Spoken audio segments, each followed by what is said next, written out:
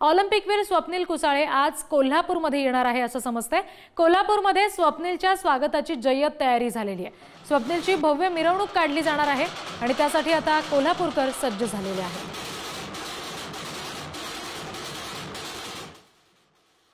प्रतिनिधी शेखर पाटील यांच्याकडून या संदर्भातले अपडेट्स आपण घेणार आहोत। शेखर, तुमच्या मागे आम्हाला कोल्हापूरकर जमलेले दिसतायत, मोठी तयारी झालेली आहे, तुमच्या मागे गाडी सुद्धा सजवलेली आहे, त्यातूनच स्वप्नीलची मिरवणूक निघणार आहे का?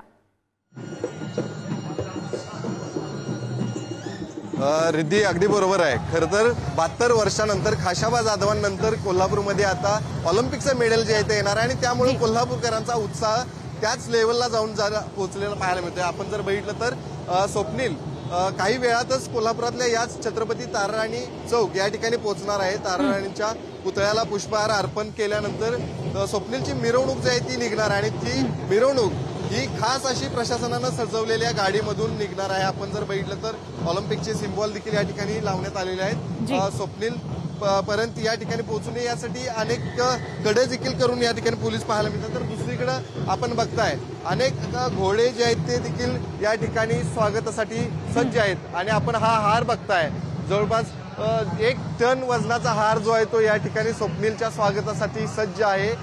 स्वप्नीलनं ऑलिम्पिकमध्ये खरं तर हे पदक मिळवल्यानंतर संपूर्ण कोल्हापूरकर जे आहे ते त्याची आतुरतेनं वाट पाहतायत, कधी स्वप्नील जो आहे तो या ठिकाणी दाखल होईल यासाठी सर्वजण त्याची वाट पाहताना पाहायला मिळतात आणि हा उत्साह जो आहे तो कोल्हापूरकरांचा आता पाहायला मिळतोय। आपण जर ही दृश्य पाहिली तर त्या ठिकाणी कोल्हापूरकर जे आहेत ते त्याच्या स्वागतासाठी सज्ज आहेत। हे खरं तर डान्स पथक जे आहे ते पाहायला मिळते।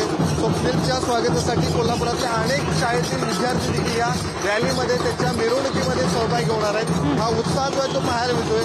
अनेकांनी फेटे परिधान करून या ठिकाणी डान्स पथक येत आहेत। अगदी नक्कीच शेखर, त्याच्यामुळे आता अगदी काही वेळा जेव्हा स्वप्नील इथे दाखल होईल, प्रत्यक्ष ही मिरवणूक सुरू होईल, तेव्हा तुमच्याकडून पुढचे अपडेट्स घेऊ। धन्यवाद दिलेल्या या तपशिलांसाठी।